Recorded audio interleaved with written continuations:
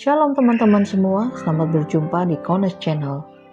Di channel ini Anda akan mendengarkan, bahkan menyaksikan di video-video yang kami akan sajikan, video-video yang terbaik yang akan mengubah hidup Anda dan juga paradigma Anda. Selamat menyaksikan. Pilih mana, jubah putih atau lenan halus? Yang seperti pernah saya sampaikan minggu lalu, ya. Mau pilih jubah putih atau lenan halus? Nah, kita akan lihat kebenaran firman ini, nanti saudara yang akan mengambil keputusan sendiri. Ya, karena saya tidak bisa memaksa saudara dan keputusan sepenuhnya ada di tangan masing-masing. Tetapi sebelum masuk di dalam pembahasan ini, saya akan berikan sebuah pengertian yang kebanyakan orang tidak paham, ya. Kebanyakan orang tidak paham, tetapi saya harapkan dengan penjelasan yang sederhana ini, banyak akan menjadi paham, ya, banyak yang akan menjadi paham. Nah, kita harus tahu bahwa titik tolak daripada zaman ini, ya, dalam zaman itu ada di dalam saat kematian dan kebangkitan Yeshua HaMashiach, ya. Jadi titiknya itu ada di sana. Seringkali yang kita pernah dengar saat kita masih ada di dalam pola Yunani, yaitu perjanjian lama dan perjanjian baru, ya. Tetapi itu satu konteks yang kurang tepat kalau saya bilang, ya. Jadi lebih tepatnya adalah masa perubahan itu adalah di zaman kematian, ya, sebelum dan sesudahnya kematian dan kebangkitan Yeshua HaMashiach. Kalau saudara mengikuti pembahasan firman mengenai Kejadian 1 ayat 1, Bereshit 1 ayat 1 minggu yang lalu, saudara pasti akan menemukan kata atau ya kata Aleph Tau Et, ya. Itu ada di tengah-tengah, dan ya Aleph Tau itu ada persis di tengah-tengah. Nah, itu merupakan satu titik di mana sebelum dan sesudah, ya. Jadi saat kita melihat bahwa kematian Yeshua HaMashiach tahun 30 Masehi atau 31 sekitar segitu, ya. Itu merupakan satu titik pusat sebetulnya antara kejadian sebelum dan sesudahnya, ya. Jadi kita bisa memahami dari titik ini, ya. Saya rasa ini sangat luar biasa sekali, sehingga kita bisa memahami banyak hal di dalam hal ini, ya. Kita akan bisa memahami banyak hal. Coba sebentar ya, ini saya akan ada yang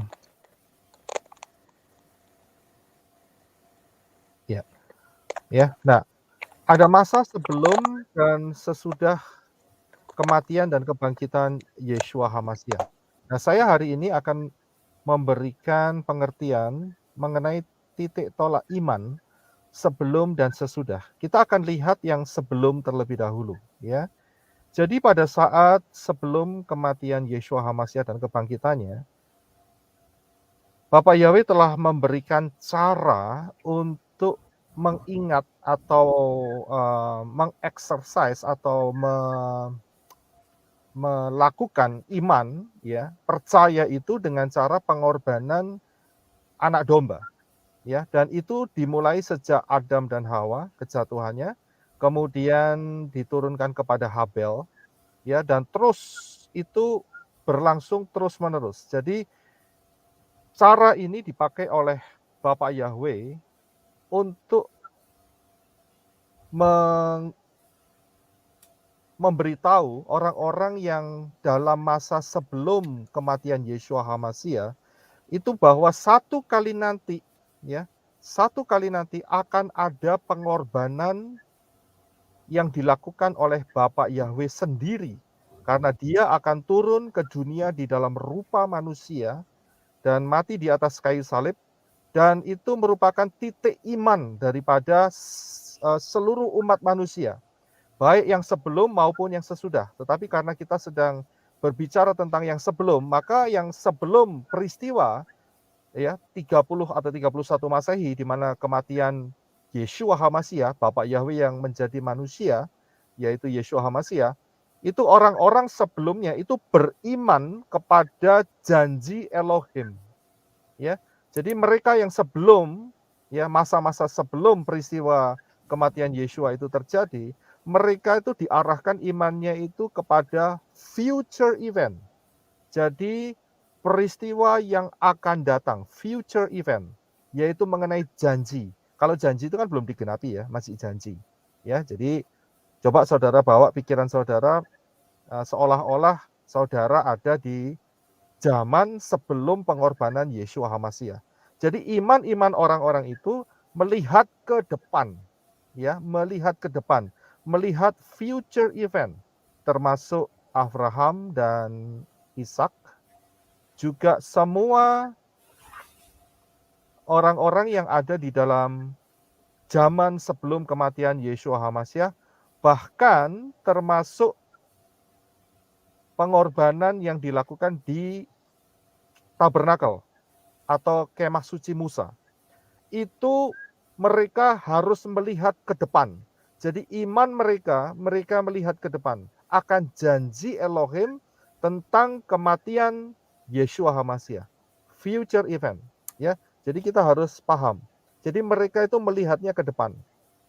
Mereka nggak lihat ke belakang, tetapi mereka melihat akan janji Bapak Yahweh bahwa satu kali nanti akan ada seorang yang serupa dengan manusia yang akan mati di atas kayu salib, darahnya dicurahkan dan itu akan menutupin dosa. Ya, jadi kita harus paham di dalam sistem yang Bapak Yahweh berikan ini, pola yang Bapak Yahweh terapkan sejak daripada kejatuhan manusia, Adam dan Hawa, sampai kepada masa bait suci itu berdiri. Termasuk di dalamnya adalah masa tabernakel Musa, dan kemudian bait suci yang dibangun oleh Salomo yang pertama, kemudian setelah itu bait sucinya diruntuhkan oleh Nebukadnezar, ya. Shalom Eva, ya, silakan Mas, selamat masuk. Dan juga shalom Airin, ya. Jadi iman-iman mereka itu melihat yang ke depan, ya. Jadi paham dalam hal ini. Nah, setelah mereka sampai di masa daripada kematian Yeshua HaMashiach, ya. Nah, ini yang ingin saya seringkali perhatikan di sini ya, supaya saudara tidak salah faham, salah memahami, ya, tidak salah memahami apa yang terjadi, ya. Jadi saat sebelum Yeshua HaMashiach, iman mereka diarahkan ke depan. Nah, tetapi pada saat zaman Yeshua HaMashiach, ada satu ayat yang diberikan di dalam kitab Daniel, yaitu Daniel 9 ayat yang ke-27. Ya. Daniel 9 ayat 27. Saya akan berikan saudara perlahan-lahan supaya saudara paham akan planning atau rencana Bapak Yahweh, sehingga saudara bisa ikut serta di dalamnya dan mendapatkan benefit, mendapatkan keuntungan yang luar biasa karena kita mengikuti pola yang ditetapkan oleh Bapak Yahweh, ya. Jadi tadi saya sudah jelaskan sebelum 30 Masehi itu mereka membakar domba, ya, di dalam korban bakaran, di dalam menggunakan mezbah-mezbah itu mereka lakukan itu sebagai iman mereka akan yang akan datang, yaitu kematian Yeshua HaMashiach. Nah, tetapi pada saat kematian Yeshua HaMashiach ada satu kalimat yang diucapkan di dalam kitab Daniel, Pasal yang ke-9 ayat yang ke-27, ya. Daniel 9 ayat 27. Mungkin Brother Daniel bisa bantu saya untuk membaca ayat ini, silakan.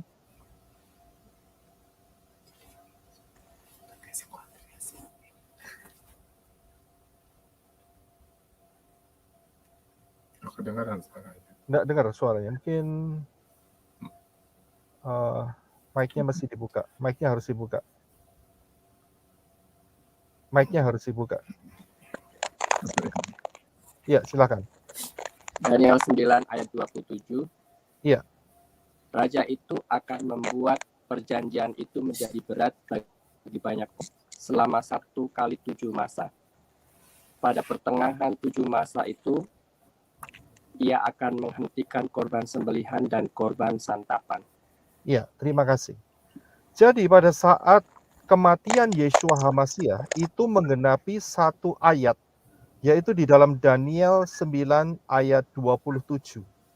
Raja itu pada saat pertengahan 7 masa itu, ingat ya, 7 masa ini adalah satu cycle pola Shemitah. Dia menghentikan korban sembelihan dan korban santapan.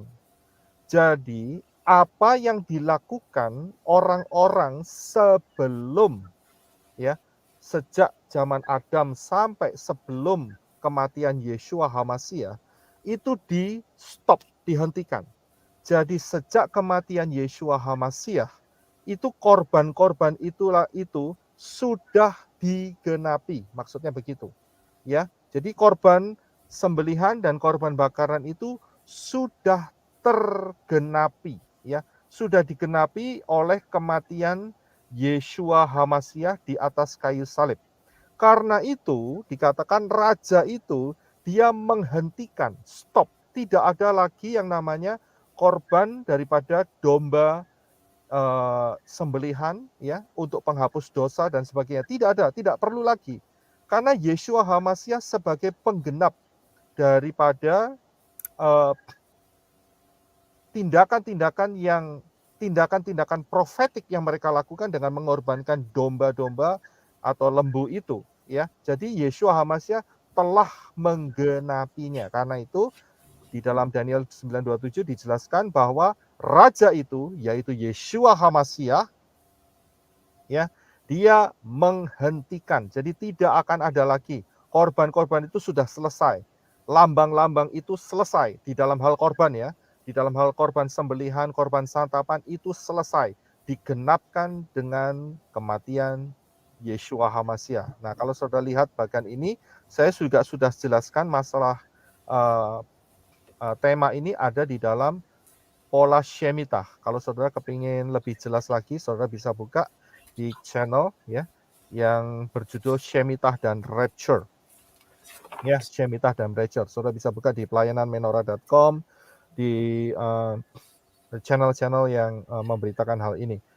Saya yakin Papi Lukas juga sudah mulai masukkan ini juga, ya, untuk bisa disebarkan, dan ini merupakan menjadi satu berkat yang luar biasa, pola Shemitah dan Rapture ini.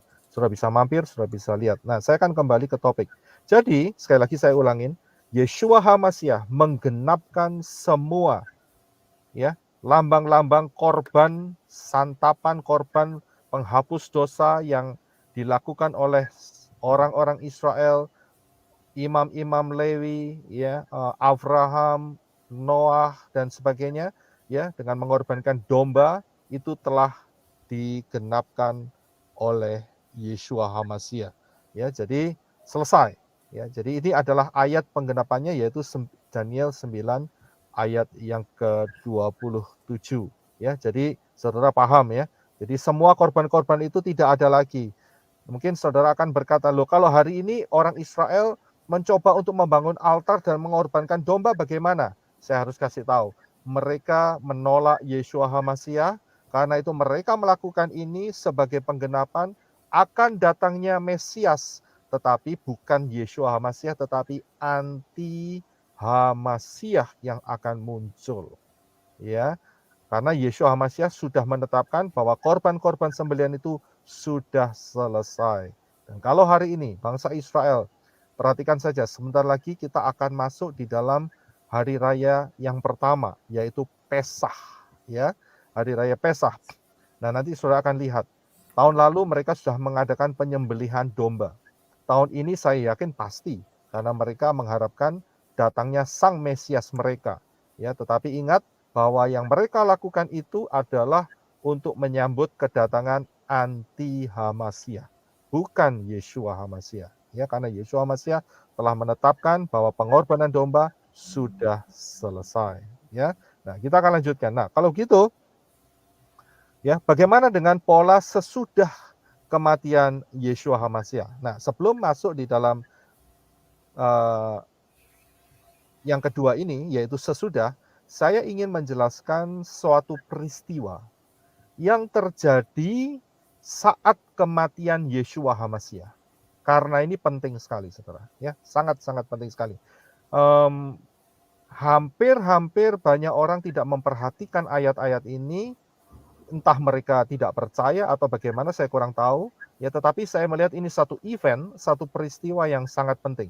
Saat kematian Yeshua HaMashiach yang tertulis di dalam Matius 27, ya, ayat 50 sampai 53. Nah, saat kematian Yeshua HaMashiach, Matius 27 ayat 50 sampai 53, itu dikatakan bahwa Yeshua ayat 50 berseru pula dengan suara nyaring lalu menyerahkan nyawanya. Ya, jadi pada saat itu adalah saat detik-detik kematian Yeshua HaMashiach. Jadi Yeshua HaMashiach berseru dengan suara yang nyaring, ya.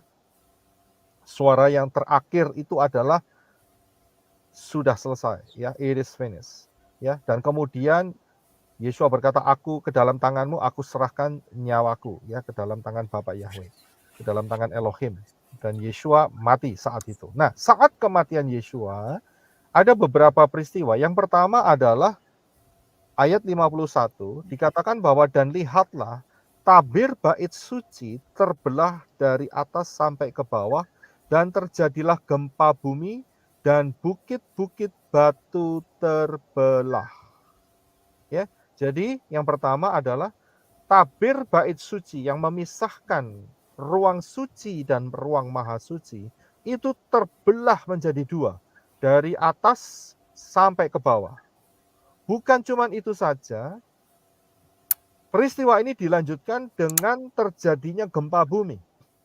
Ya, ada gempa bumi, dan setelah terjadi gempa bumi, karena efek dari gempa bumi itu, maka bukit-bukit batu terbelah. Nah, nanti saya akan berikan penjelasan ini lebih detail lagi di session yang lain.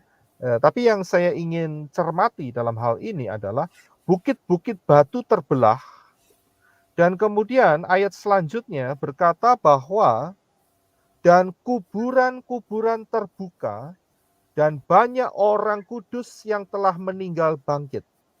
Jadi peristiwa ini terjadi pada saat Yeshua HaMashiach menyerahkan nyawanya. Ingat ya, kuburan saat zaman Yeshua itu beda dengan kuburan zaman kita sekarang ini. Kuburan zaman kita sekarang ini orangnya, ya, mayatnya maksud saya, bukan orangnya, mayatnya atau jenazahnya itu ditanam di bawah tanah. Jadi tanahnya dikeduk, digali, kemudian jenazahnya dikuburkan di situ. Akan tetapi pola yang terjadi dalam zaman Yeshua itu, kalau ada seorang yang meninggal, mereka itu diletakkan di dalam gua-gua. Ya, di dalam gua-gua batu, bukit-bukit batu, dan kemudian ditutup dengan pintunya ditutup dengan batu yang digelindingkan, ya, rata-rata seperti itu. Salah satu contoh yang kita bisa lihat pada saat kematian daripada Lazarus, saudaranya daripada Maria dan Martha, ya, di mana kemudian Yeshua datang ke kuburan dan berkata, gulingkan batunya, dan kemudian dia panggil Lazarus, keluarlah.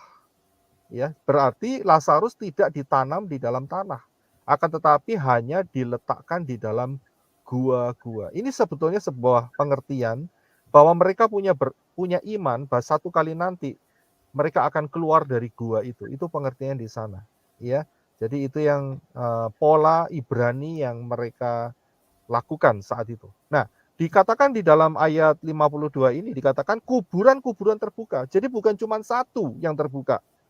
Ya, kuburan di sini maksudnya adalah gua-gua terbuka. Karena itu saya gambarkan dalam slide, ada banyak gua yang terbuka. Dan bukan cuma terbuka begitu saja. Ya, jadi udah terbuka kuburannya. Banyak orang kudus yang telah meninggal bangkit, Saudara. Ya. Jadi setelah terbuka, mereka bangkit, ya. Cek sebentar ya, alarm saya bunyi, sebentar saya akan matikan sebentar ya.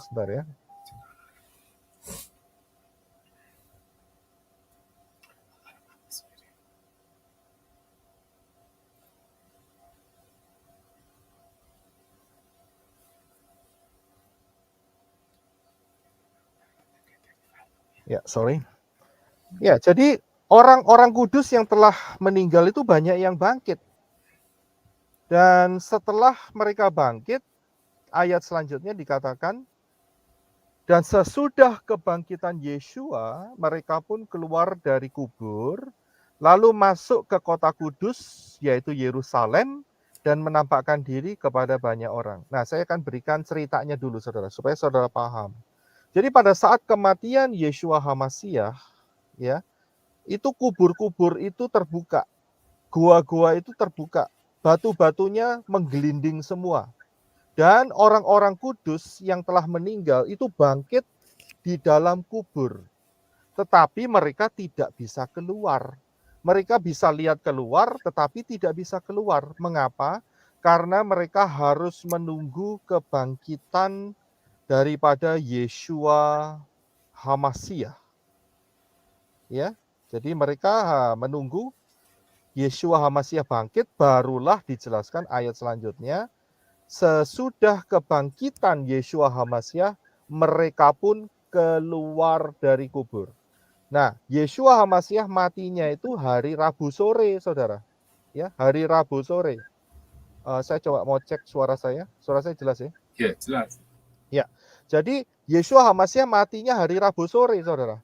Kemudian bangkitnya, kalau 72 jam, maka Yeshua akan bangkit Sabtu sore, sebelum matahari terbenam. Jadi orang-orang ini yang ada di dalam kubur ini, mereka menunggu. Mereka sudah bangkit saat Rabu sore itu, ya. Tetapi mereka tidak bisa keluar kubur. Mereka nongkrong saja di kubur, ya.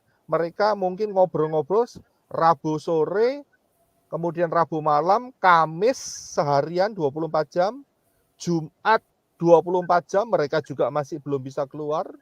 Sabtu ditunggu sampai Sabtu menjelang sore, barulah setelah Yeshua HaMashiach keluar dari kubur, ya, mereka juga baru bisa keluar dari kubur. Ya, tapi mereka sudah bangkit. Kenapa mereka bangkit? Sebetulnya pemikirannya nggak terlalu susah, karena saat kematian Yeshua HaMashiach, darahnya itu menetes di tabut perjanjian yang ada di dalam gua kecil, ya, jaraknya sekitar 20 kaki begitu ya, kurang lebih, di bawah tempat penyaliban Yeshua HaMashiach. Kalau saudara perhatikan, saya akan mundur sedikit, ya, ada ayat yang dikatakan bahwa ini dia, ya, ayat 51 dikatakan bahwa terjadilah gempa bumi dan bukit-bukit batu terbelah. Ingat, saat Yeshua HaMashiach mati, lambungnya ditikam oleh salah seorang prajurit dan keluarlah air dan darah. Air dan darah itu mengalir melalui celah-celah batu yang terbelah, dan di bawah daripada tempat penyaliban Yeshua HaMashiach itu ada gua kecil, dan disitulah disembunyikan tabut perjanjian. Itu sudah dikonfirm oleh Ron Wyatt, itu ada di sana tabut perjanjian. Sehingga saat darah Yeshua menetes di tabut perjanjian itu, di mercy seat, ditutup tabut perjanjian itu, maka disitulah dosa-dosa manusia yang percaya mengorbankan korban sembelihan domba-domba, mereka ditutup dengan darah dan mereka bangkit, ya. Jadi terjadilah kebangkitan pada hari yang sama, yaitu Rabu sore. Tetapi ingat, mereka tidak bisa keluar dari kubur, menunggu sampai kepalanya keluar dulu, yaitu Yeshua HaMashiach.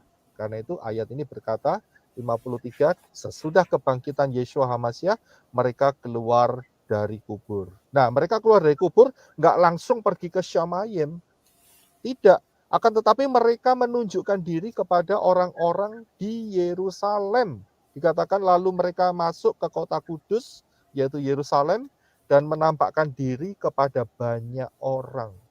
Ya, jadi pada saat itu di Yerusalem, ya, ada dua jenis manusia. Yang pertama adalah manusia alamiah, dan yang kedua adalah manusia dengan tubuh kemuliaan.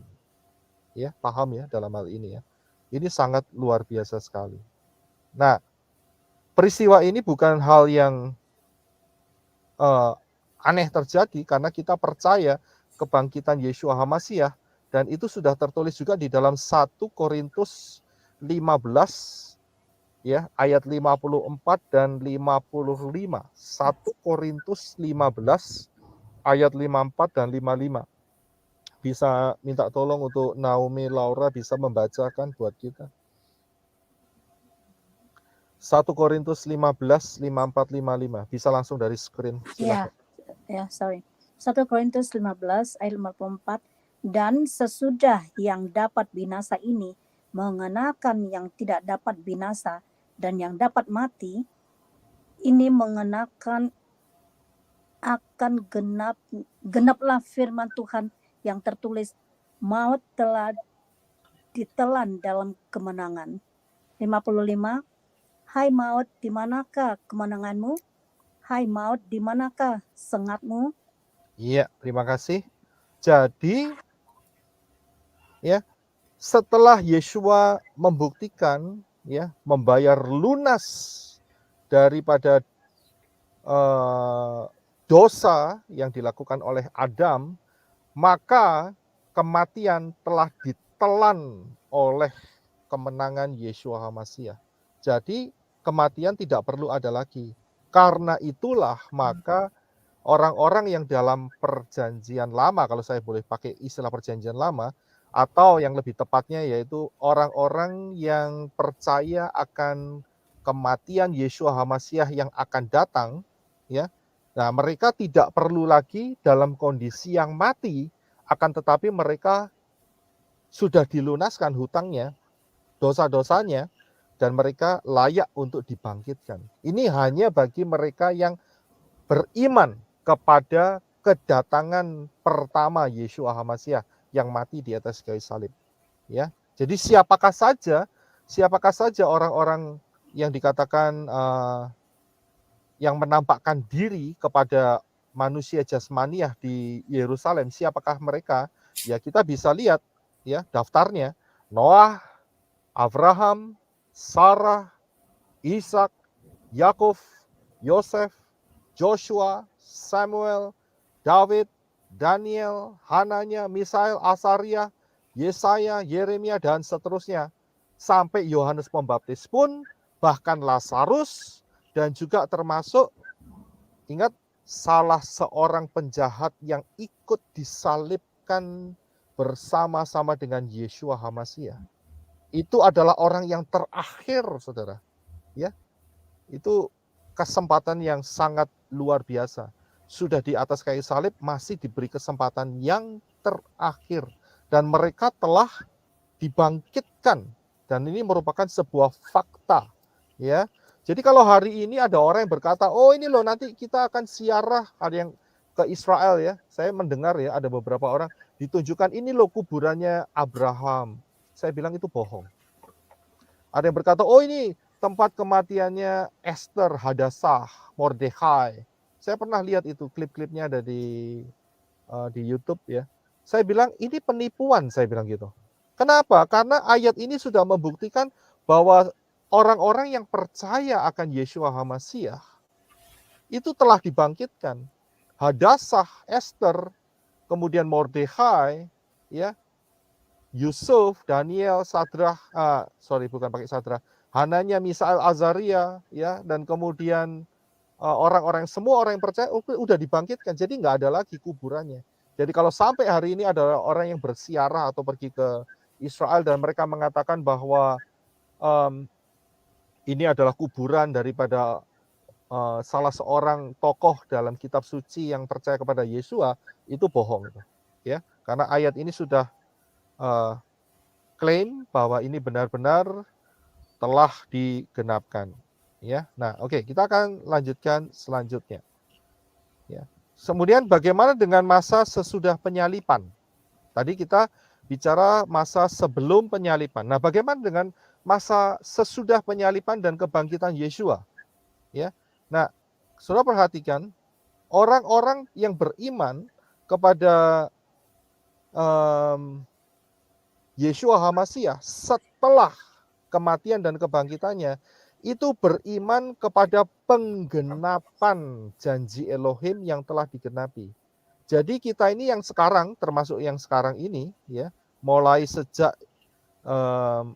murid-murid yang penuh dengan Ruach HaKodes saat apa itu namanya, Hari Raya Pentakosta, Shavuot, sampai dengan hari ini, itu kita melihat bukan ke depan lagi, tetapi kita melihat ke belakang.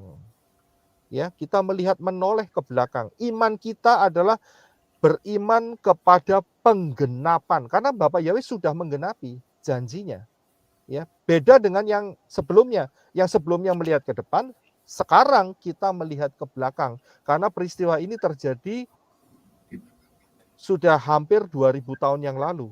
Jadi kita menoleh ke belakang, ya, melihat peristiwa janji yang telah digenapkan oleh Bapak Yahweh. Jadi itu bedanya, ya. Nah, pertanyaannya sekarang adalah bagaimana kondisi orang-orang percaya yang meninggal, ya, sesudah masa penyalipan. Ingat ya, tadi yang meninggal sebelum masa penyalipan itu semua sudah dibangkitkan. Ini saya hanya ngomong untuk orang-orang yang percaya loh ya. Bukan orang-orang yang tidak percaya. Orang-orang yang tidak percaya tidak dibangkitkan. Tapi orang-orang yang percaya mereka sudah dibangkitkan. Nah, pertanyaannya, bagaimana kondisi orang-orang percaya yang meninggal sesudah masa penyalipan? Nah, ini saya akan berikan beberapa ayat, ya. Yaitu pertama adalah di dalam 2 Korintus 5 ayat yang ke-8. 2 Korintus 5 ayat yang ke-8. Hana Eva bisa baca untuk kita semua. 2 Korintus 5 ayat yang ke-8. 2 Korintus 5 ayat 8. Tetapi hati kami tabah dan terlebih suka kami beralih dari tubuh ini untuk menetap pada Tuhan. Iya. Ya. Jadi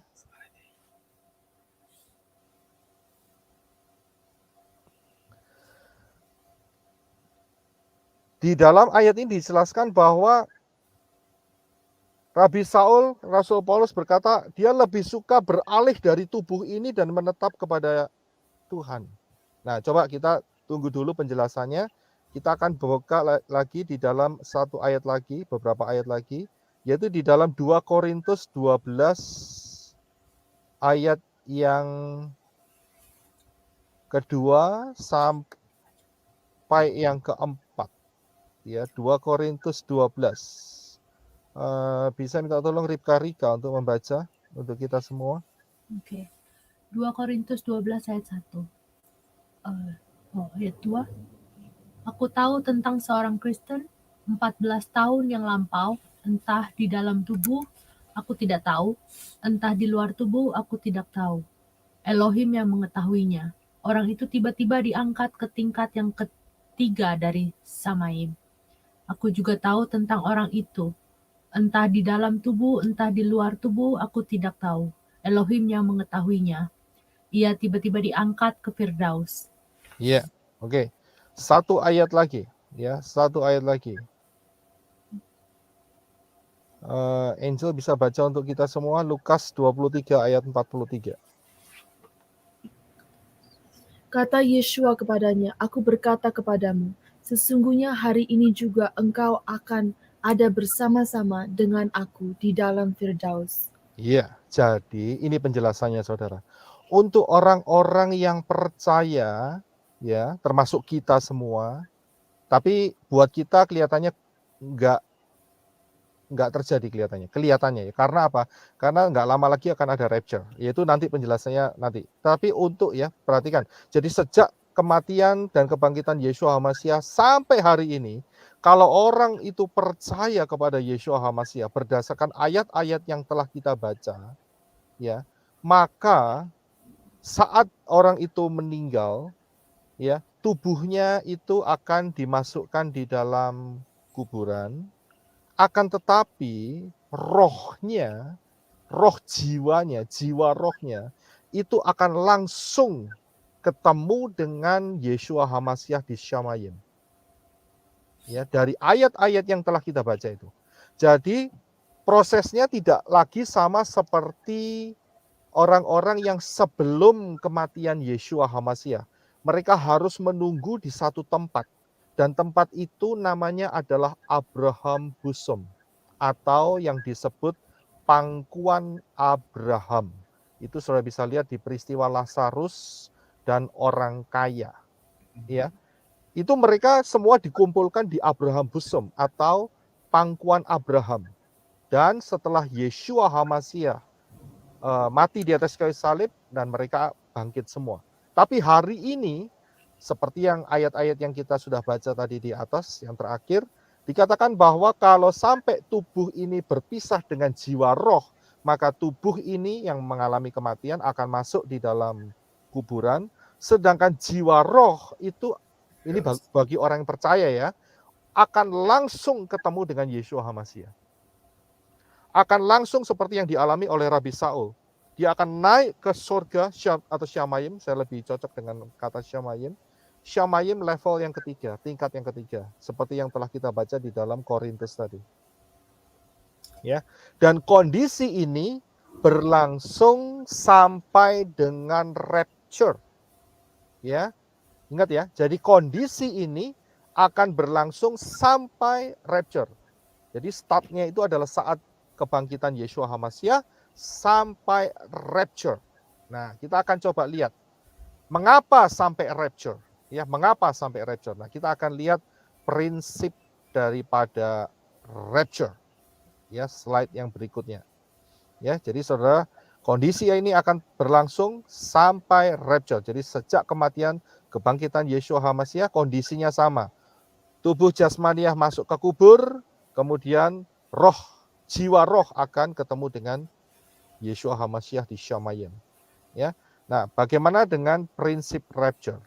Nah, prinsip rapture ini tertulis di dalam 1 Korintus 15 ayat 51 ya sampai 52 dan 1 Tesalonika 4 ayat 16 dan 17. Inilah prinsip rapture.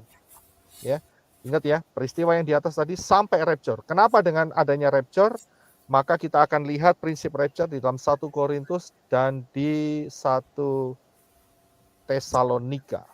Ya, bisa minta tolong untuk Elizabeth membacanya. 1 Korintus, kemudian Jinin baca yang 1 Tesalonika. 1 Silakan. Korintus 15:51. Sesungguhnya aku menyatakan kepadamu suatu rahasia. Kita tidak akan mati semuanya, tetapi kita semuanya akan diubah dalam sekejap mata pada waktu bunyi nafiri yang terakhir. Sebab nafiri akan berbunyi dan orang-orang mati akan dibangkitkan dalam keadaan yang tidak dapat binasa dan kita semua akan diubah.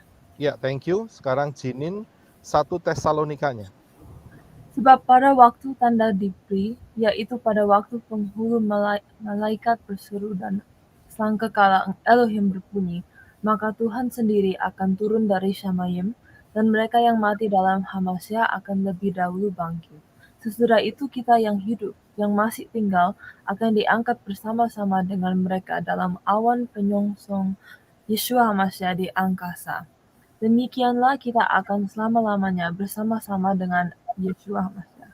Ya, thank you. Saya berikan secara gampang kesimpulan dari 4 ayat ini. Prinsip rapture, ya, yang pertama adalah kalau sampai orang itu meninggal, ya, saat rapture mereka akan dibangkitkan. Kemudian menggunakan tubuh kemuliaan dan kemudian naik ke awan-awan masuk ke dalam Shamayim. Inilah bagi orang yang telah meninggal. Ya. Perhatikan, kalau saudara melihat hal ini, maka saudara akan memperhatikan bahwa ini sama dengan saat orang-orang di dalam masa sebelum Yeshua HaMasiah yang mati. Mereka dibangkitkan, tetapi mereka tidak bisa keluar kubur sampai Yeshua HaMasiah bangkit pada waktu Sabtu sore. Sama prinsipnya, ya. Lihat, prinsipnya sama, saudara. Dibangkitkan, kan mereka sudah pasti dagingnya nggak ada, tinggal tulang-tulangnya, ya, sisa-sisanya saja. Dan mereka dibangkitkan dalam tubuh kemuliaan, dan kemudian mereka juga naik ke Syamayim bersama Yeshua HaMasiah. Rapture, kan? Berarti rapture sudah pernah terjadi, saudara. Ya. Dan yang kedua adalah bagi orang-orang yang masih hidup, termasuk saudara dan saya, ya, dikatakan dalam Korintus dan Tesalonika tadi, itu orang-orang yang masih hidup akan diubah, saudara. Diubah pada saat rapture itu terjadi. Sangkakala itu dibunyikan, maksud saya sangkakala itu dulu dibunyikan. Diubah, tubuhnya diubah. Kemudian diubah dalam bentuk apa? Dalam bentuk tubuh kemuliaan. Dan kemudian mereka akan masuk naik ke Syamayim dalam rapture. Karena itu gambar yang saya tampilkan, ini ada seorang yang mungkin sudah berusia lebih dari saya, 60 atau 70 tahun, ya, 70-80 tahun. Dan saat sangkakala itu berbunyi, tiba-tiba tubuhnya diubah menjadi tubuh kemuliaan. Tubuh kemuliaan itu seperti tubuhnya Yeshua HaMasiah. Ya, tidak jadi tua lagi. Kalau saudara lihat, loh ini kok dari orang tua kok di tengah-tengah bisa jadi muda.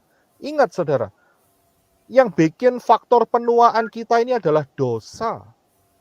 Coba dosa nggak ada, ya, tubuh kita ini tetap akan konstan. Ya, yang bikin kematian, penuaan kematian itu adalah dosa. Jadi karena itu gambar ini saya presentasikan, ada yang di sebelah kiri bawah, ada orang yang sudah berambut putih, dan kemudian saat sangkakala itu berbunyi, dia akan diubah di dalam tubuh kemuliaan, dia jadi muda. Dan kemudian dia akan masuk di dalam rapture Syamayim. Ya, jadi paham dalam ini, dalam cara kerja Bapak Yahweh ini. Ya, jadi rapture sebetulnya sudah pernah terjadi. Ini tinggal yang kedua saja. Ya, nah, jadi itu adalah dua prinsip daripada rapture. Yang pertama, kalau sampai orang itu sudah meninggal di dalam Yeshua, maka orang itu akan dibangkitkan dan diangkat. Tetapi yang kedua, kalau yang masih tinggal seperti kita ini, yang menunggu tidak lama lagi, karena dengan adanya pola Shemitah kita bisa melihat bahwa sangat besar kemungkinan rapture akan terjadi tahun 2026. Ya, dengan pola Shemitah yang digabung dengan pola Masehi. Ya, ini rahasia yang Bapak Yahweh berikan dalam kehidupan mempelai-mempelai Yeshua HaMasiah. Ya, itu tubuhnya akan diubah menjadi tubuh kemuliaan dan akan masuk di dalam. Nah, sekarang kita lihat ada beberapa ayat, ya, sebelum saya akan memberikan konklusinya atau kesimpulan terakhirnya. Ayat yang pertama yang harus kita lihat yaitu di dalam Wahyu pasal yang ketiga ayat yang keempat sampai yang kelima. Wahyu 3 ayat 4 sampai yang kelima. Ya, Irene bisa bantu kita baca?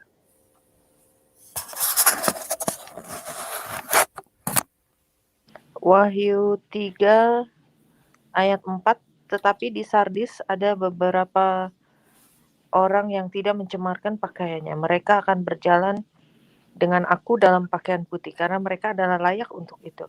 Barang siapa menang, ia akan dikenakan pakaian putih yang demikian. Ya. Aku, ya. Iya, betul ya, betul ya. Iya. Iya, betul, sudah. Oh ya, oke. Ya, nah Wahyu 3 ayat 45 ini dikatakan ada yang namanya pakaian putih. Ya, tadi penjelasan kita kan hari ini mengenai pilih mana, jubah putih atau lenan halus. Nah, ini saya harus jelaskan terlebih dahulu supaya saudara nggak bingung membaca kebenaran firman ini. Ya, jadi ayat ini Wahyu 3, 4 dan 5 ini itu sebetulnya adalah masa daripada gereja atau kehilat Sardis. Ya, saudara bisa buka sendiri di dalam Wahyu pasal yang ketiga ayat pertama. Dan dijelaskan di sana, ayat yang 3 dikatakan bahwa di bagian tengah, karena jika engkau tidak berjaga-jaga, aku akan datang seperti pencuri dan engkau tidak tahu waktu mana aku tiba-tiba datang kepadamu. Nah, ayat-ayat ini, Wahyu 3 ini yang kita baca ini adalah masa sebelum rapture. Ini masa daripada sekarang ini. Masa kehilat sebelum rapture. Dari mana kita tahu? Kita sudah baca ayatnya tadi. Ayat yang ketiga, bahwa kalau tidak berjaga-jaga, Yeshua HaMasyiah akan datang sebagai pencuri. Lihat yang saya garisin merah itu ya. Ya, ini berarti sebelum rapture, saudara. Ya, jadi kondisinya bagaimana? Sebelum rapture ini kita juga memakai baju yang putih. Ya, baju putih. Jadi kita dikasih satu baju putih ya di dalam alam roh kita, dan termasuk nanti buat orang-orang yang meninggal terlebih dahulu juga pakai baju putih ini. Ingat ya, sebelum rapture. Nah, jadi semua akan dapat baju putih, termasuk orang-orang yang sebelum kebangkitan Yeshua HaMasyiah dan sesudah kebangkitan Yeshua HaMasyiah saat ini. Nah, akan tetapi ya, nantinya akan ada satu titik di mana akan terjadi pesta kawin anak domba. Nah, disinilah baju putih yang dianugerahkan kepada kita sekarang ini akan diubah menjadi lenan halus. Ya, jadi paham ya. Wahyu 19 ayat yang ke-6. Jadi sekarang ini semua pakai baju putih. Tetapi nanti saat perkawinan anak domba, ya, akan baju putih kita ini akan diganti dengan lenan halus. Ya, lenan halus. Pak Talmidin bisa baca buat kita? Wahyu 19 ayat 6. 6, 7, 8. Karena aku mendengar seperti suara kerumunan orang banyak, dan seperti desau air bah, dan seperti bunyi guntur yang keras, yang mengatakan, Haleluya, sebab Yahweh Elohim penguasa semesta memerintah. 7. Betul? Sampai? 7. Sampai 8. Marilah kita bersukacita dan marilah kita bersukaria dan marilah kita memberitakan kemuliaan kepadanya, sebab pesta perkawinan anak domba telah tiba dan mempelai wanitanya telah mempersiapkan dirinya, dan kepadanya dikaruniakan agar memakai kain lenan yang halus, bersih dan bercahaya, karena kain lenan yang halus adalah perbuatan-perbuatan yang benar dari orang-orang kudus. Iya, terima kasih, terima kasih. Jadi ceritanya begini, saudara. Selama ini, sebelum peristiwa perkawinan anak domba itu terjadi, Yeshua memberikan pakaian putih kepada setiap orang, ya. Semuanya dikasih yang percaya ya, yang percaya. Jadi selama kita ada dalam perjalanan dunia ini, termasuk orang-orang yang telah meninggal, ya, yang di dalam Yeshua, semua pakai yang namanya pakaian putih ini. Ya, buat kita sekarang yang sekarang masih yang masih hidup ya, yang seperti sekarang ini kita masih di dalam alam roh kita saja. Tapi nanti dikatakan di dalam Wahyu 3 tadi, siapa yang menang akan dikaruniakan pakaian putih. Jadi kita dikenakan.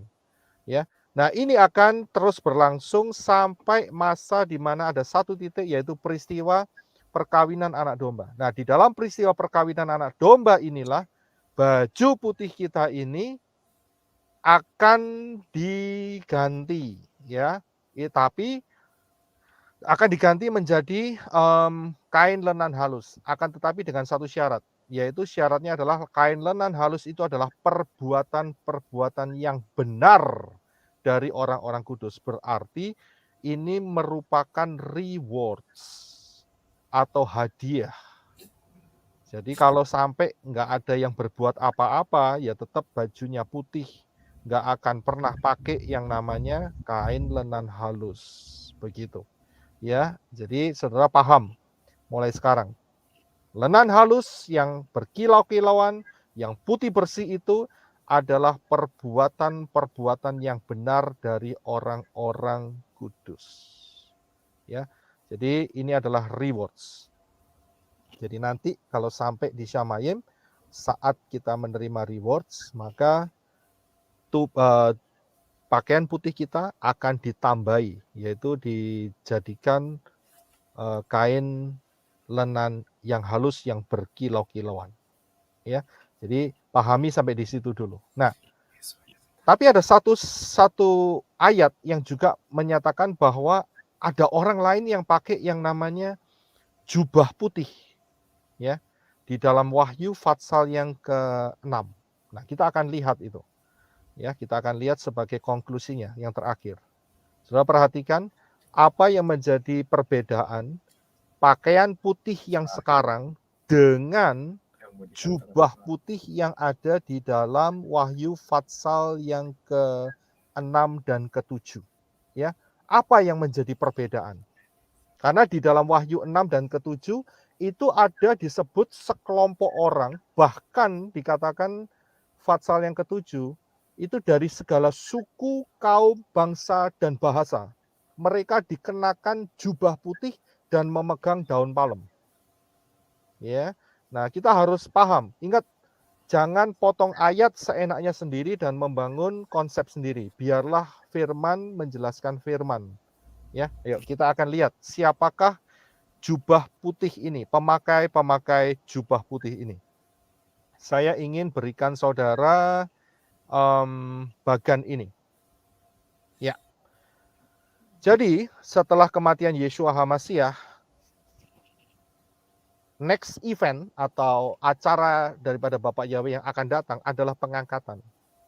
Ya, dikatakan bahwa kita sudah mempelajari orang-orang yang terangkat masuk di dalam pesta kawin anak domba. Ya, tadi saya sudah jelaskan di atas.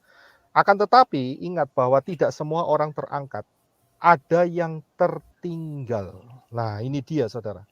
Yang tertinggal rapture, ya, yang tertinggal rapture akan masuk di dalam satu masa, yaitu masa 666. Ya, masa anti Hamasiah yang lamanya hanya 3,5 tahun. Dan dijelaskan di dalam masa 66 ini, yaitu dengan jelas dijelaskan di dalam meterai yang kelima, yaitu Wahyu Fatsal yang ke-6 ayat 9 sampai 11. Ya, Wahyu 6 ayat 9 sampai 11 itu adalah meterai yang kelima. Saat meterai yang kelima ini dibuka, maka terlihat banyak orang yang terbunuh. Ya, banyak orang yang terbunuh. Saya kasih gambar orang digantung, bukan gantung diri, digantung. Nah, kita akan lihat ayatnya, yaitu di dalam Wahyu Fatsal 6 ayat 9 sampai 11. Dan ketika anak domba itu membuka meterai yang kelima, aku melihat di bawah mezbah jiwa-jiwa yang telah dibunuh oleh karena firman Elohim dan oleh karena kesaksian yang mereka miliki, dan mereka berseru dengan suara nyaring, katanya, berapa lama lagi ya penguasa yang kudus dan benar, engkau tidak menghakimi dan tidak membalaskan darah kami kepada mereka yang diam di bumi, dan kepada mereka masing-masing diberikan sehelai jubah putih, dan kepada mereka dikatakan bahwa mereka harus beristirahat sedikit waktu lagi hingga genap jumlah kawan-kawan pelayanan dan saudara-saudara mereka yang akan dibunuh sama seperti mereka. Konteks ayat-ayat ini adalah masa 666. Jadi konteks Wahyu 6 9 sampai 11 adalah masa 666. Dan Wahyu 6 9 sampai 11 ini berhubungan dengan Wahyu Fatsal yang ke-7 ayat 9 13 sampai yang ke-17. Saya akan bacakan buat saudara. Ya. Wahyu 7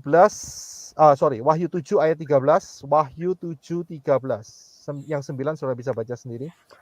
Ya, Wahyu 7:13. Dan seorang dari tua-tua itu berkata kepadaku, siapakah mereka yang memakai jubah putih? Garis bawahi kata jubah putih. Dan dari mana mereka datang? Ya. Lalu kataku kepadanya, tuanku mengetahuinya. Lalu ia berkata kepadaku, jadi salah satu daripada 24 tua-tua ini berbicara kepada Yohanes dan menjelaskan siapakah yang memakai jubah putih dan dari mana mereka datang. Ya, dikatakan bahwa mereka ini adalah orang-orang yang keluar, ya. Wahyu 7:14, Saudara perhatikan tulisan yang merah. Mereka ini adalah orang-orang yang keluar dari kesusahan yang besar. Bahasa Inggrisnya adalah the Great Tribulation, yaitu masa 666. Dan mereka telah mencuci jubah mereka dan membuatnya putih di dalam darah anak domba. Ya, karena itu mereka berdiri di hadapan tahta Elohim dan melayani siang dan malam di bait sucinya, dan seterusnya sampai ayat yang ke-17. Jadi orang-orang yang pakai jubah putih ini, yang kedua ini adalah orang-orang yang mati dalam masa anti Hamasyah karena mereka ketinggalan rapture. Jadi saat mereka lihat rapture terjadi, mereka terkejut dan mereka mengambil keputusan untuk tidak mau pakai tanda, sehingga mereka tidak bisa jual, tidak bisa beli, bahkan sebagian daripada mereka akan disiksa, bahkan ada yang dibunuh, mati, dan inilah orang-orang yang dimaksudkan dengan mengenakan jubah putih dengan memegang daun palem. Ya, jadi beda dengan jubah putih yang Yeshua berikan sebelum rapture. Kita harus bisa membedakan, ya. Kalau saya harus kembali sedikit, jadi ini bedanya. Ya, sebelum rapture yang kiri atas dan sesudah rapture yang sebelah kanan bawah. Yang sebelum rapture yang kiri atas ini nanti ujungnya akan pengangkatan dan menerima kain lenan halus. Tetapi untuk yang kanan bawah sesudah rapture mereka hanya dikaruniai jubah putih dan kemudian mereka hanya memegang daun palem saja. Ya, dari sini sangat jelas sekali firman ini, detail sekali. Kalau kita mau mendapatkan lenan putih, inilah kesempatan kita hari-hari ini sebelum rapture. Ingat, lenan halus itu adalah perbuatan orang-orang kudus. Ingat, ya, ini bukan anak-anak yang masih kecil di dalam rohani, ya, atau orang-orang yang tidak percaya. Mereka tidak termasuk hitungan ini, ya. Jadi orang-orang yang sudah bisa diberi tanggung jawab oleh Bapak Yahweh dan juga orang-orang yang sudah dewasa karena siap masuk di dalam pesta kawin anak domba. Ya jelas kan? Kalau mau masuk pesta kawin anak domba, yang mau jadi mempelainya kan harus dewasa, bukan anak-anak yang masih rohaninya masih anak-anak, kanak-kanakan, ya kan? Jadi sangat jelas sekali siapa-siapa saja yang bakal menerima. Kalau saudara merindukan, menginginkan untuk mendapatkan, saya ulangin sedikit captionnya, ya, mempelai Yeshua HaMashiach, maka saudara harus jadi dewasa di dalam Yeshua, ya. Dan ini merupakan gambaran dari buah roh, ya. Jadi ini adalah gambaran buah roh, 9 fruit, ya. Buah roh itu ada 9 jenis, tetapi dikatakan singular, bukan buah-buah roh, tetapi hanya satu buah roh, ya. Buah roh. Jadi 9 fruit, ya, bukan 9 fruits, 9 fruit. Dan inilah orang-orang yang masuk di dalam perkawinan kawin dengan anak domba, yaitu Yeshua HaMashiach. Ini adalah ultimate goal daripada believer, menerima mahkota, menerima rewards, ya. Inilah planning daripada Bapak Yahweh. Ini adalah the best of the best. Ya, jangan sampai ketinggalan masuk di dalam Mazak 666, ya. Ada yang digantung, ada yang disiksa, ada yang kelaparan, ya, ada yang tersiksa dengan matahari, panas dan sebagainya. Akhirnya hanya dapat jubah putih dan apa itu namanya? Daun palem saja, ya. Jadi pilihan ada di tangan saudara masing-masing. Kalau saya milih yang lenan halus, saudara, ya. Ya, tergantung saudara, ya. Saya percaya kemungkinan saya yakin saudara ingin yang lenan halus daripada jubah putih. Karena itu gandengan tangan, terus ada di dalam anugerah keselamatannya, ya, sampai pengangkatan yang sudah tidak lama lagi akan terjadi, ya. Karena berdasarkan pola Shemitah, kita sudah masukin dalam Shemitah yang terakhir ini, ya. Sangat besar kemungkinan tahun 2026 merupakan satu titik yang sangat-sangat kritikal sekali. Ya, saya tidak perpanjang pembahasan hari ini. Maranatha, datanglah Yeshua Mashiach dan angkatlah kita semua di dalam rapture dan masuk dalam perkawinan anak domba. Amin. Haleluya. Haleluya. Saya beri kesempatan kalau ada yang mau bertanya. Mungkin ada yang kurang jelas, saudara bisa tanyakan. Oh, satu pertanyaan Pak Yosef. Silakan. Kalau orang-orang yang kudus yang sebelum penyalipan Yeshua Mashiach, mereka itu pakai lenan halus juga? Ya, tadi saya juga sudah jelaskan bahwa mereka yang sebelum Yeshua HaMashiach, ya. Saya akan mundur dulu ya, jadi saudara bisa membayangkan kira-kira bakalnya bagaimana. Jadi sebelum kematian Yeshua HaMashiach, mereka dibangkitkan karena kubur-kubur pecah kan ya? Oh ya kan. Ya kan? Kubur-kubur kan pecah kan? Mana tadi?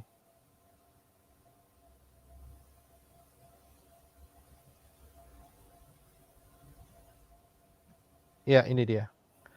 Ya, kan kubur-kubur pecah. Ya, kubur-kubur terbuka kan ya. Terus kemudian kubur-kubur terbuka dan kemudian mereka keluar kan. Yeah. Nah, mereka sekarang semua ini mereka ada di satu tempat yang namanya Firdaus. Ingat ya, Firdaus itu bukan Abraham Bosom. Ya, Abraham Bosom atau pangkuan Abraham itu sudah kosong hari ini. Jadi mereka sudah ada satu tempat yang namanya Firdaus. Syamayim yang sekarang itu namanya Firdaus. Syamayim yang sekarang. Jadi mereka nunggu. Mereka tetap masih pakai yang namanya jubah putih. Karena jubah putih itu baru muncul nanti di dalam Wahyu Fatsal yang ke-19. Yaitu pada saat satu peristiwa yaitu perkawinan anak domba. Nah, perkawinan anak domba ini belum terjadi kalau belum terjadi pengangkatan zaman kita ini.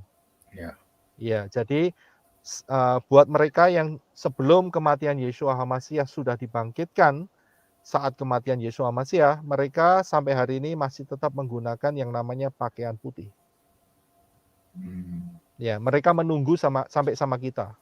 Ya, nunggu sampai kita masuk dalam rapture, pengangkatan, dan kemudian terjadilah pesta kawin anak domba. Itu jelas sekali. Dan baru dari situ mereka semua akan mendapatkan kain lenan halus. Begitu. Jadi posisi kita dengan mereka itu sederajat ya? Sama. Sama sebetulnya. Perhatikan saja ayat-ayatnya dengan bagian yang saya utarakan hari ini. Jadi cuman bedanya begini ya, Henok Lutia. Bedanya itu iman mereka itu melihat ke depan. Future event. Sedangkan iman kita melihat ke belakang. Past event gitu ya. Jadi future and past begitu, ke depan dan ke belakang. Mereka melihat ke depan, kita melihat ke belakang gitu. Mereka melihat janji Elohim, kita melihat penggenapan janji Elohim begitu. Tapi posisinya sama. Dan mereka pun juga akan dikasih mahkota emas juga. Ya, karena mereka kan oke, saya akan berikan satu ayat ya. Coba kita buka di dalam Kitab sebentar ya, saya coba carikan ya. Ada yang mewakilin itu, ya, ada yang mewakilin. Kita perlu tahu ini, yaitu di dalam kitab Daniel.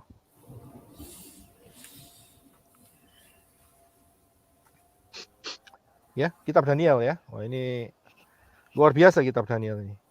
Saya suka sekali. Daniel 12 ayat 13. Coba dibaca. Daniel 12 ayat 13.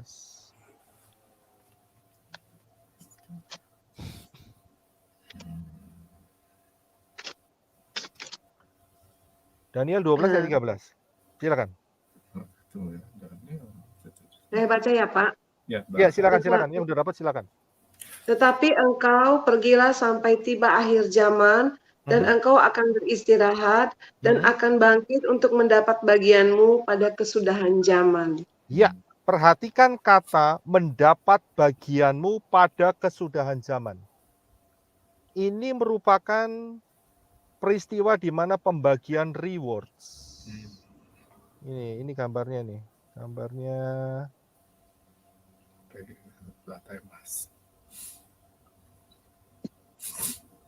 gambarnya ini. Iya, ini dia gambarnya. Ya. Jadi Daniel saat itu meninggalnya 500-600 tahun sebelum Yeshua. Wah ya, kurang lebih lah sekitar segitulah. Dan ayat ini berkata kamu akan beristirahat. Tidak dikatakan kamu akan mati. Kalau dikatakan mati itu berarti terhilang untuk selama-lamanya, betul? Ya. Yeshua pernah berkata kepada murid-murid, marilah kita membangunkan Lazarus karena dia udah tertidur. Ya. Ya, berarti kalau Yesus ngomong dia udah mati, berarti terpotong dari kehidupan. Sama seperti Bapak Yahweh ngomong kepada Daniel, kamu akan beristirahat tidur. Jadi kematian untuk orang-orang yang percaya itu tidak bisa dikatakan mati, tetapi tidur atau istirahat. Ya, itu luar biasa itu. Itu kata yang sangat dipakai oleh firman untuk menjelaskan bahwa orang-orang percaya itu tidak mati, tetapi tidur atau istirahat. Tetapi untuk orang-orang yang tidak percaya, firman menjelaskan mati, bahkan kematian, tempat kematian, dan sebagainya. Selalu pakai kata mati, itu terputus untuk selama-lamanya. Ya. Dan kemudian dikatakan ayat 12 ini, engkau akan beristirahat dan akan bangkit. Loh, orang bangkit itu kan biasanya dari mati kan ya, benar kan ya? Ya, kata bangkit itu kan biasanya dari mati. Ya, tapi dikatakan kok istirahat dan bangkit, ini berarti tidur, begitu. Untuk apa? Untuk mendapat bagianmu pada akhir zaman. Nah, jadi peristiwa perkawinan anak domba ini tidak di zamannya Daniel, tidak di zamannya kematian Yeshua, tetapi di zaman setelah rapture. Inilah akhir zaman. Iya kan? Untuk mendapat bagian, mendapat reward, untuk mendapatkan mahkota, mendapatkan lenan halus. Begitu. Ya, jadi kita lihat ini ayat luar biasa sekali. Ya, paham ya di sini ya. Jadi orang-orang yang sebelum Yeshua HaMashiach mati yang sudah dibangkitkan, mereka harus nunggu kita ya, untuk kita diangkat masuk dalam rapture, dan setelah itu akan sama-sama masuk di dalam pesta kawin anak domba. Udah cuman sekali itu tok, nggak akan ada lagi, ya, nggak akan ada lagi. Dan setelah itu masuk ke dalam rencana yang berikutnya. Ya, bisa dipahami ya, Ya, thank you. Ya, sama-sama. Ada lagi yang mau ditanyakan? Pak Yosef, saya pengen nanya ya. Ya, silakan. Saya cuma berpikir merenung, kan Yeshua HaMashiach bilang kan dia naik ke surga ya kan, dia siapkan rumah buat kita gitu semua ya, menyiapkan rumah buat kita. Jadi yang saya pengen nanya itu sebenarnya maksud rumah itu kiasan, artinya di surga, atau memang masing-masing kita diberikan rumah di sana? Dan yang pertanyaan saya kedua, apakah di sana nanti kita seperti masa zamannya kayak Adam waktu belum jatuh dalam dosa, mereka kan diberi makan semua yang ada di Taman Eden, buah-buah, kecuali yang satu itu nggak boleh dimakan kan? Apakah nanti kita di surga? Karena saya dengar di surga itu kerjanya kita cuma memuji, menyembah sebagai manusia saya pikir gini, aduh masa sih Bapak itu di surga cuman nyuruh kita memuji dan menyembah, terus kita nggak ada istirahatnya, atau kita nggak ada makan minum, artinya begitu ya. Jadi saya ingin tahu ada ayat nggak Pak di surga, di Alkitab itu yang menjelaskan apa nanti yang akan kita lakukan ketika kita ada di Semayim begitu, selain kita menyembah Bapa dan lain sebagainya. Gitu. Ya oke, saya akan jawab satu-satu terlebih dahulu ya. Untuk lebih mudah. Jadi yang di Shamayim yang dikatakan bahwa Yeshua menyediakan, sebetulnya bukan rumah yang dia katakan, tetapi bisa dikonotasikan menjadi rumah, karena Yeshua berkata, aku akan menyediakan tempat, ya, tempat. Nah, memang ini satu dimensi yang nggak kejangkau dalam pikiran kita sekarang, karena ada ayat yang berkata, apa yang tidak pernah timbul dalam pikiran, apa yang tidak pernah timbul dalam hati, itu yang akan disediakan oleh Elohim bagi mereka yang mengasihi Dia. Pernah tahu ya ayat itu ya? Ya, dan ingat bahwa itu adalah dimensi yang jauh lebih dari akal pikiran kita. Kita sudah tahu bahwa Shamayim itu adalah rumah. Dari mana? Ingat pelajaran mengenai Bereshit dan Kejadian 1 ayat 1. Beth, Res, Aleph. Beth itu rumah, ya kan? Nah, apakah di sana nanti juga ada tempat tinggal? Saya bisa ngomong bisa ada, juga bisa lebih daripada itu. Begitu. Ya, lebih daripada. Karena apa buktinya? Ada ayat yang mengatakan bahwa engkau akan duduk bersama-sama aku di tahtaku. Iya kan? Kemudian juga dikatakan bahwa nantinya akan ada Yerusalem baru dan bumi yang baru. Ya, ini terpisah ini. Ini dua ini terpisah. Gitu. Jadi ini merupakan satu beth, satu tempat. Apakah nantinya juga akan ada rumah-rumah begitu? Bisa jadi ada. Bisa jadi ada. Ya. Kita akan punya fisik yang lebih muda begitu. Ya. Jadi fisiknya lebih muda. Nah, ini dia. Ya. Jadi gigi kita sudah mulai rontok, gigi saya juga mulai rontok semua, rambut mulai putih, tapi akan dikembalikan lagi menjadi muda. Itu salah satu yang Bapak Yahweh janjikan luar biasa.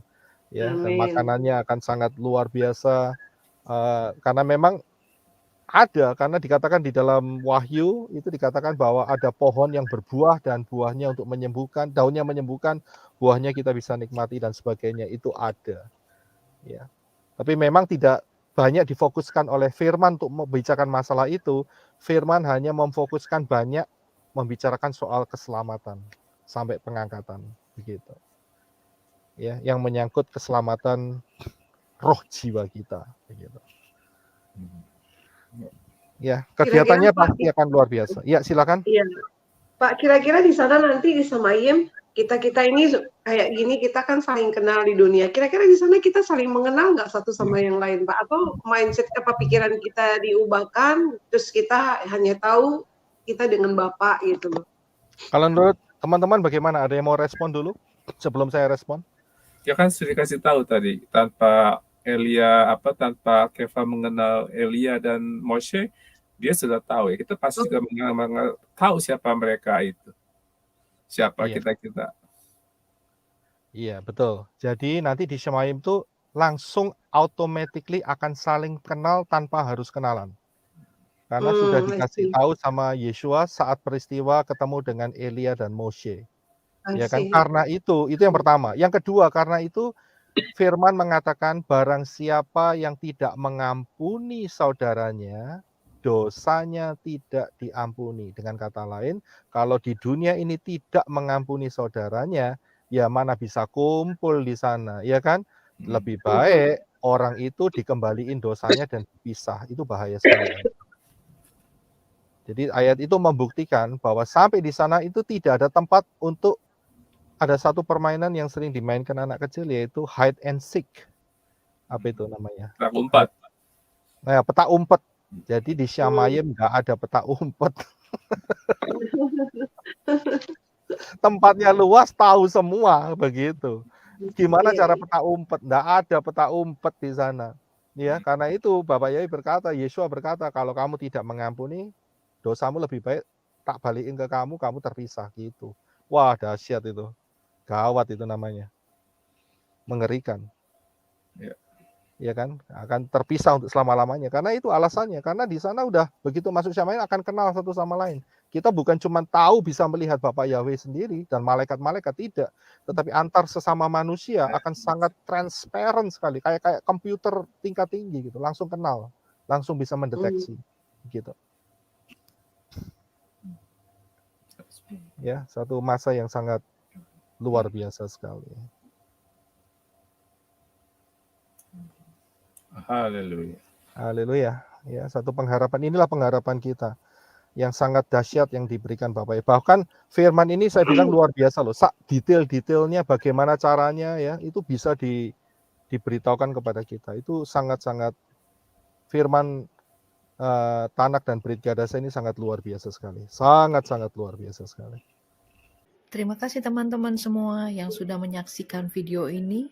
Sukses besar untuk kita semua. Bapak Yahweh memberkati. Haleluya. Amin.